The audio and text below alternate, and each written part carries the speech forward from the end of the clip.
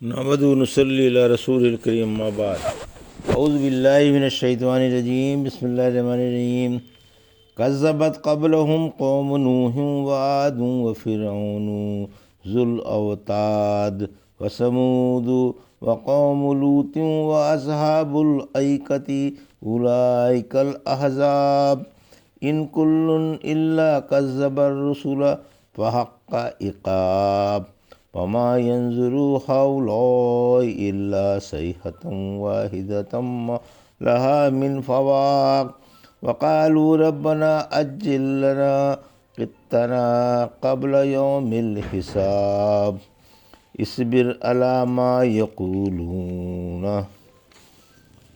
واذكر عبدنا داود ذا الأيدي إنه أواب إنا سخرنا الجبال معه يسبحنا بالعشي والإشراق والطير محشورة كل له أواب وشددنا ملكه وآتيناه الحكمة وفصل الخطاب۔ ابھی آپ نے سورہ صاد کی آیت 12 سے 20 کی تلاوت سماعت فرمائی۔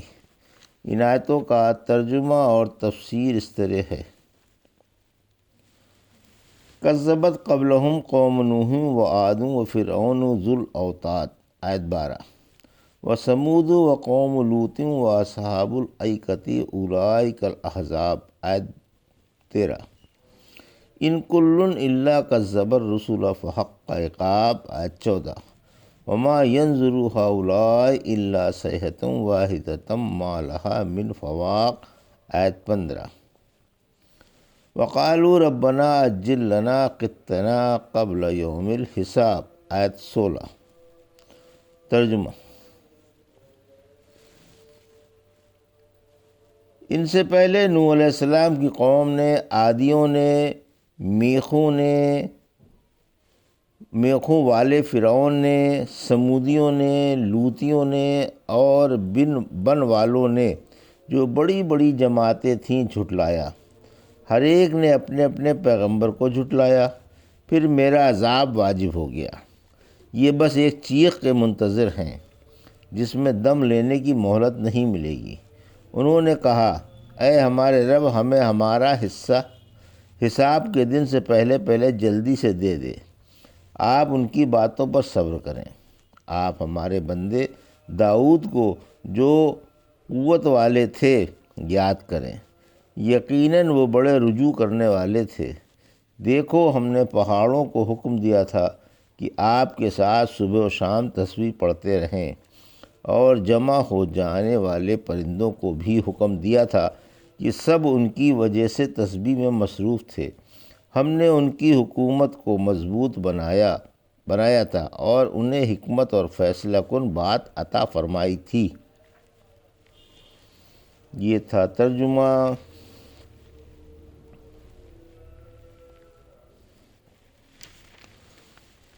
آیت سورہ صاد کی آیت 12 سے 16 کا تفسیر۔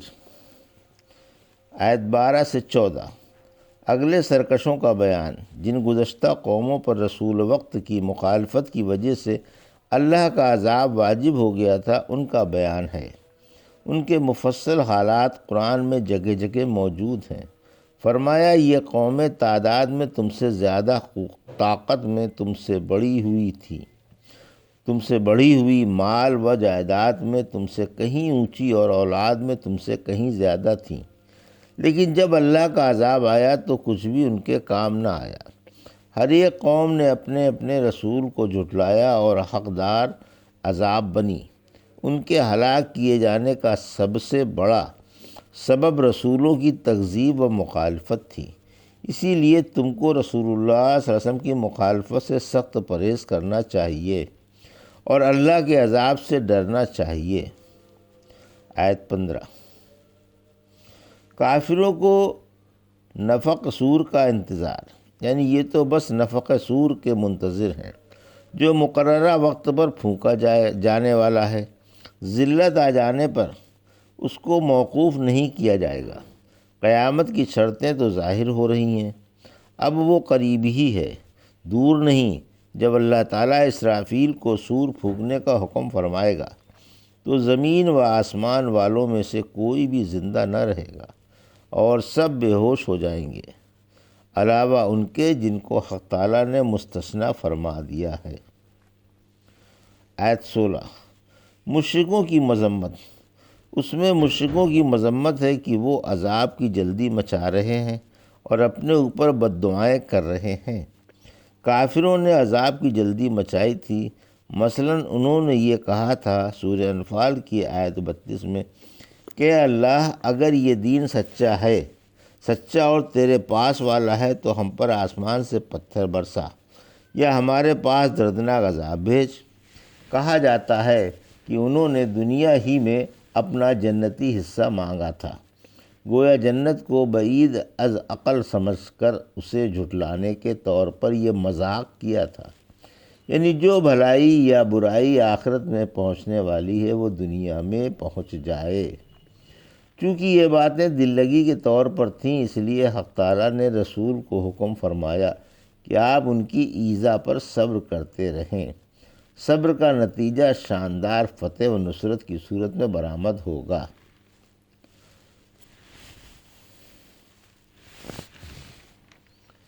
اصبر علی ما یقولون واذکر عبدنا داؤد ذی الایدی انہ اواب۔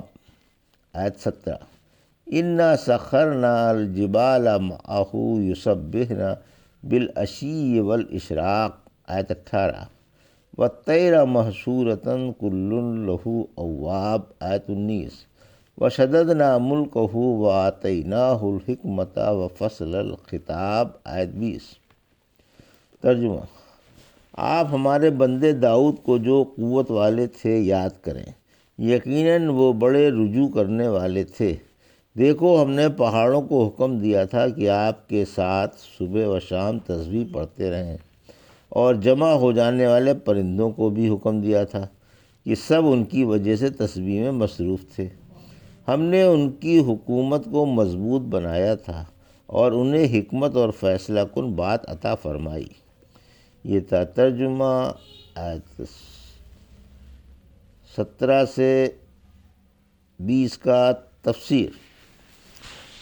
آیت 17-18 حضرت داؤد علیہ السلام کا بیان، یعنی حضرت داؤد علیہ السلام بڑے قوی علم و عمل والے تھے۔ آپ عبادت و اطاعت میں بڑے چست تھے۔ حق تعالیٰ نے آپ کو عبادت میں بے حد مستعد پایا تھا اور دینی سمجھ دی تھی۔ آپ نے رات کا 1/3 حصہ عبادت کے لیے مقرر کر لیا تھا اور ایک دن ناغہ کر کے برابر روزے رکھتے تھے۔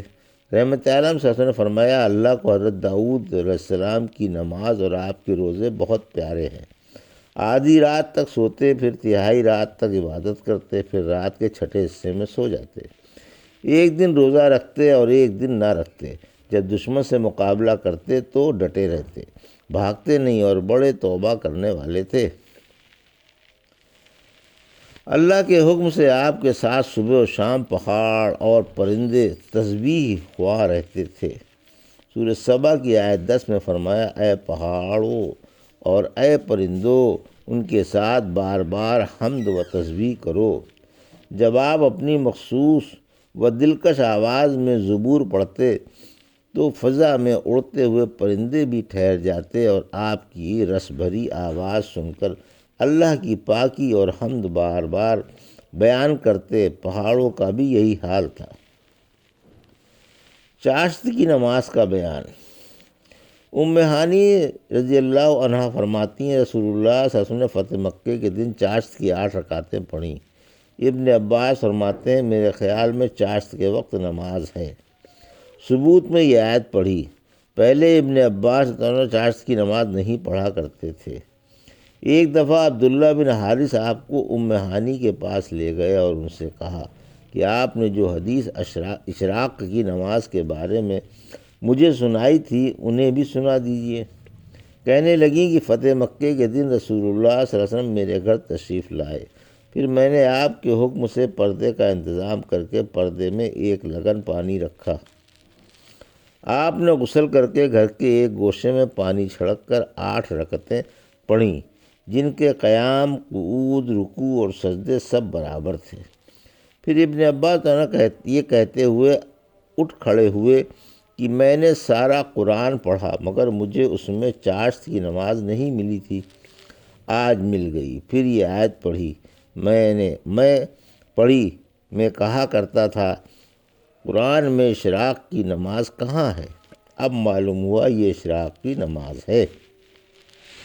آیت 19-20 ہم نے آپ کا ملک مضبوط کیا کہ اس میں تمام شاہی ضرورت کی چیزیں مہیا کر دیں۔ آپ دنیا کے تمام بادشاہوں میں زبردست بادشاہ تھے۔ روزانہ 4,000، 32,000 یا 40,000 پہرے دار پہرا دیا کرتے تھے اور ایک سال تک ان کی باری نہیں آتی تھی۔ حکمت یعنی فہم، عقل، صحیح بات کی سوجھ بوجھ، اللہ کی کتاب کی پیروی اور نبوت فصل خطاب یعنی گواہ قسمیں صالح مومن جو قیامت کے دن دیگر امتیوں پر ان کے رسولوں کی حمایت میں گواہی دیں گے، معاملے کی تہ کو پہنچ جانا، فیصلہ کن بات یا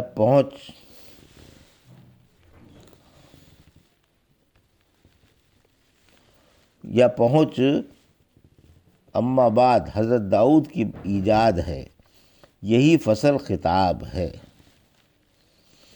ابھی آپ نے سورہ صاد کی آیت 12 سے 20 کی تلاوت کا ترجمہ اور تفسیر سماعت فرمائی۔ بارک اللہ لی و لکم فی القرآن الحکیم، نفعنی وایاکم بآیات الذکر الحکیم۔